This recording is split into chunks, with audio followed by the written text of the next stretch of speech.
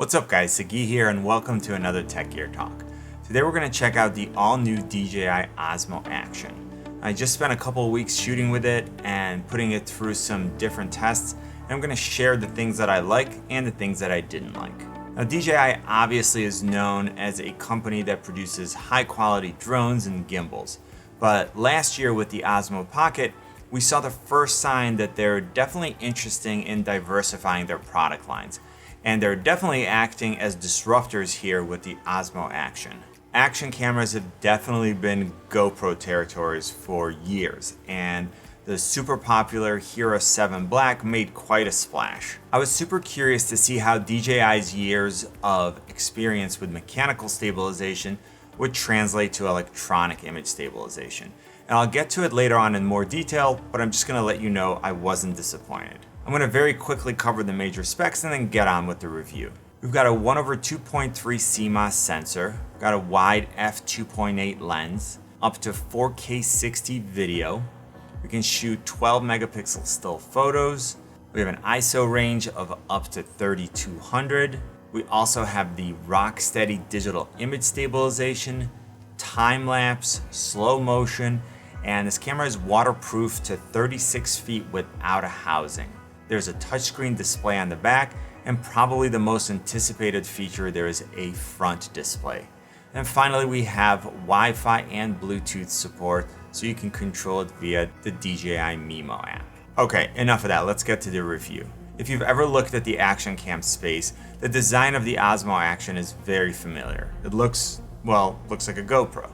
It's essentially identical in size, but it uses a circular lens cover which easily screws on and off, and it allows you to use different types of filters, which I'll get to later on in this video. I think that this design gives the Osmo Action a more compact overall look, and the filters are easier to swap out than on the H7. On the back, we see a really sharp and bright 2.25 touchscreen display, which gives us a live view when we're behind the camera and lets us control the Osmo Actions and settings, and of course review playback of the images and video. On the front, we get to probably the most exciting feature of the Osmo Action, a 1.4-inch color selfie screen. This is an awesome feature and the one that might be the deciding factor for me. Literally from the first time I used this camera facing me, I knew it's gonna make my life easier.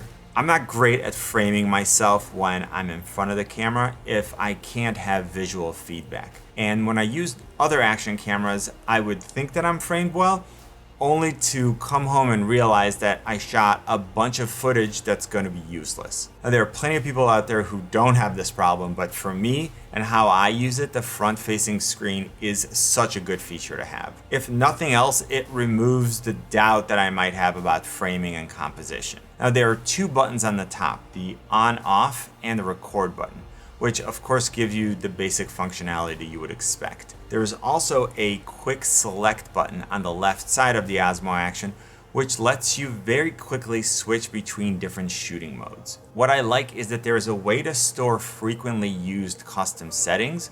So for example, if you shoot a lot of 4K 60 with daylight white balance and automatic exposure, you can just save that as a preset. Then you might also do 120 or 240 frames per second for slow motion with auto white balance and automatic exposure. So you can save both of those and then quickly switch between them using this quick select button, instead of having to go into the settings and recreate this every time you want to go from 4K to 120 or 240. You can also hold down the quick select button and it will switch live view from the screen on the back to the one on the front. Now, another way to switch view is to double tap the screen on the back with 2 fingers. Let's move on to usability, and with any new device, you're never sure about the user interface. The DJI crushed it with a super simple and intuitive user interface, and even without ever looking at the manual, I had the whole thing figured out in minutes. If you swipe down on the back screen,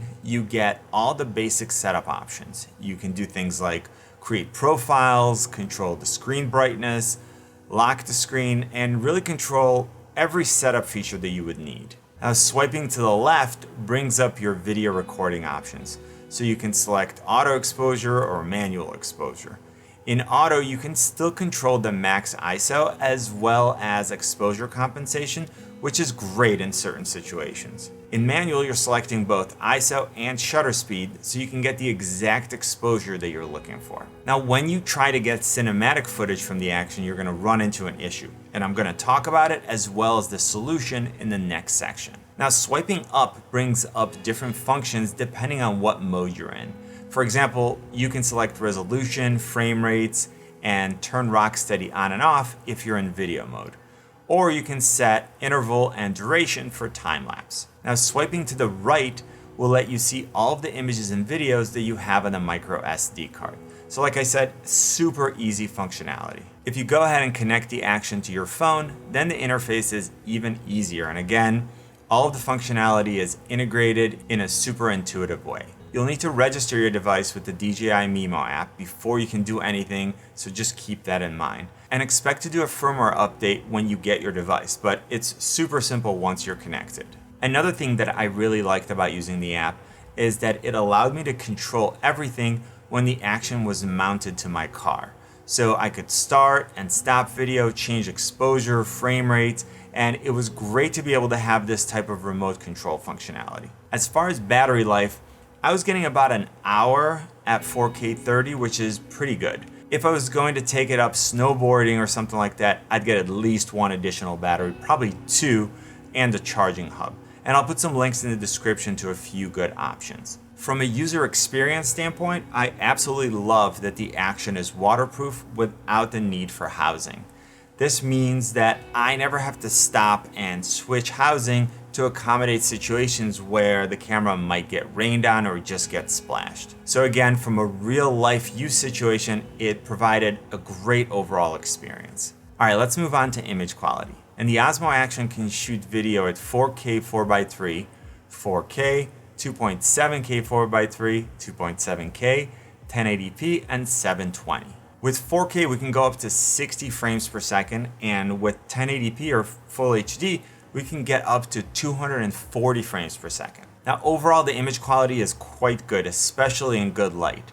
It will struggle a bit in low light or super contrasty scenes, where I recommend shooting in D-Cine-like and then get a flatter image that will help you retain more color information to work with in post. There's also an HDR mode, which works well in difficult to shoot or high dynamic range situations, but there's a limitation there which I'll get to in a bit. Now, I know the DJI has been stabilizing video for years now, but up until this point, we were talking about mechanical image stabilization with all their various gimbals. Now, obviously the Osmo Action is too small for this type of integration, and this is the first time where we see them using electronic image stabilization, which they named Rocksteady. What I'm gonna tell you about it is that it's outstanding.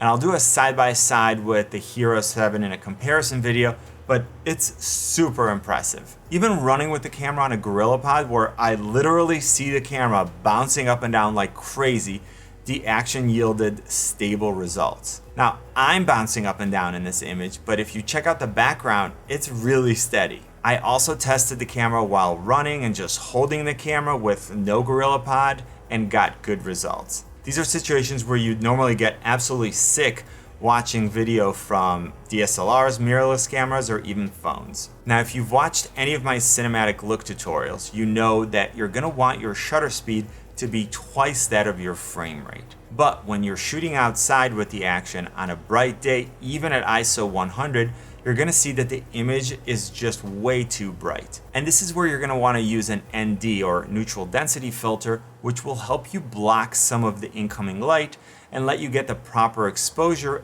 at the shutter speed that you need. Now, I've been using the Freewell All Day 8-pack kit, which has been awesome. It includes an ND4, 8, and 16, as well as a circular polarizing filter. And then on top of that, it also has ND8, 16, 32, and 64 in polarized versions. So this will let you tackle essentially any lighting situations that you're gonna run into. I'll put some links in the description to this kit, as well as a few other filters like a light pollution filter for night shooting and a long exposure filter that really blocks out the light that's coming into the Action and lets you shoot images with very long shutter speeds. Now, one other areas where these are helpful is when you want to drag your shutter for better time-lapse video. And if you have any questions about that, just put them in the comments section and I'll answer them or do a follow-up tutorial. Finally, I did some slow motion with it and it was really cool to be able to get up to 240 frames per second, which none of my other cameras can do. As expected, it performs better in situations where there's plenty of light, but since I'm mostly shooting outside, that was great.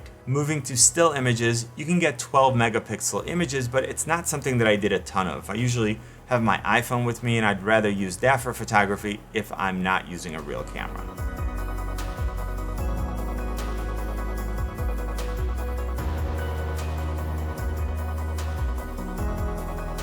I want to talk about a few things that I think DJI can improve on with the Action. First, a quarter 20 on the bottom would mean that I can use it without the housing and an additional mount, although it may be challenging to build that right into the battery. Next, it would be great if HDR mode would be stabilized with Rocksteady. And finally, the fact that you can't connect this to an external microphone is a bummer for me. I would definitely use this as a super portable vlogging kit if I could use something like the Rode Video Micro, but as of now, I'm not willing to use the built-in microphone. Alright, so this pretty much sums up my initial impressions of the DJI Osmo Action.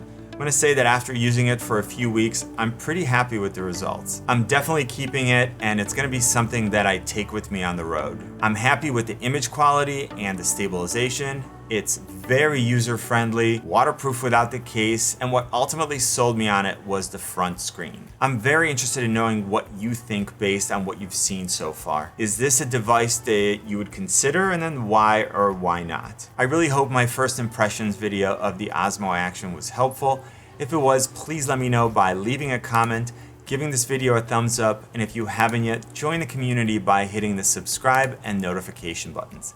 You can also find me on Instagram, Twitter, and Facebook at Tech Gear Talk. And you know what I always say? Buy it nice or buy it twice. Good luck and see you soon.